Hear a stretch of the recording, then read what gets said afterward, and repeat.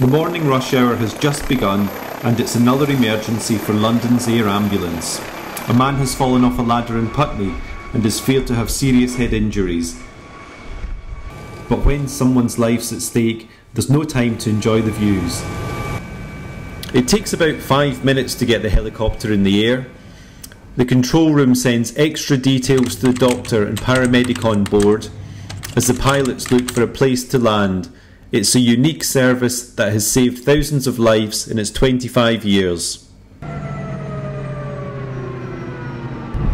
Well, without a shadow of a doubt, there are people who are injured in London that actually survive here that wouldn't survive if they had those same injuries anywhere else in the world. Events like Paddington Rail crash or the 7/7 bombings are well and truly seared on our brains by virtue of the stress and the emotion of those days.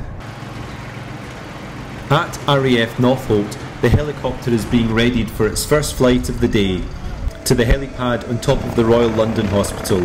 It has responded to more than 30,000 calls since its launch in 1989. Bosses want to do more. The strategy right now is to raise more funds for a second aircraft and to extend the daylight hours that we can fly in the summer months. It costs £5 million a year to run the air ambulance. £2 million comes from the NHS, but £3 million has to be found from charity. £1 a week from many people in London would sustain this life-saving service forever.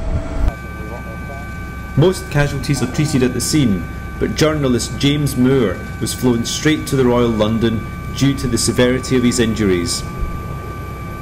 It's probably fair to say that they saved my life. I was in a pretty bad way. I mean, I was more dead than alive.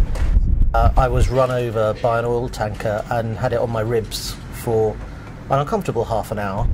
I'd broken my pelvis, my leg, my arm, many ribs, had a collapsed lung. I was in a bit of a mess. And when you're in that sort of state, time is of the essence.